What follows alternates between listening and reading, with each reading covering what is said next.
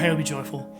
Before we jump into our passage in 1 Peter today, I want to let you know that after 10 months of a steady stream of daily living room sessions, we're going to reduce it from 5 days a week to 3 days a week. And we'll still be coming to you with messages from the Scripture.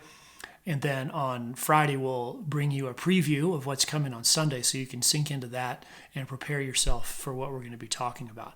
So just a little bit of change in the schedule. But let me jump into 1 Peter.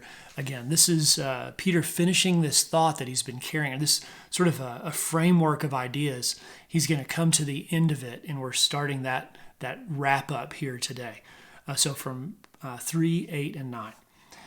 Finally, all of you have unity of mind, sympathy, brotherly love, a tender heart, and a humble mind. Don't repay evil for evil, reviling for reviling, but on the contrary, bless. For to this you are called, that you may obtain blessings. So this idea that Peter's finishing is one where he started out and he was speaking to citizens, and he was talking about make yourself humble to the government, submit to that, make yourself second.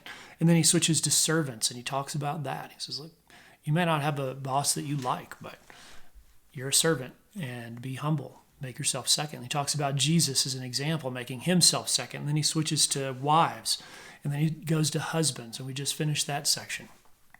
Well, this is all throughout a command to make yourself second. Turn your heart around in humility. Don't give reviling for reviling or evil for evil, but instead bless.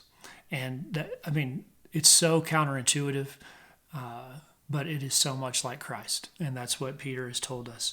So before we finish, I'm going to read the passage again, but I want to ask you to think of someone that you're close to. Doesn't have to be a spouse, just be anyone that you're close to. And then as I read this, sort of think about applying it to your relationship with that person. So here we go. Finally, all of you have unity of mind, sympathy, brotherly love, a tender heart, a humble mind. Don't repay evil for evil or reviling for reviling, but on the contrary, bless. For to this you are called, that you may obtain a blessing from Christ. And then you might also take that and apply it to other relationships. Just use it as a bit of a filter. Run the people in your life through that filter and think about it. How are you blessing them? With humility, making yourself second. All right, talk to you later.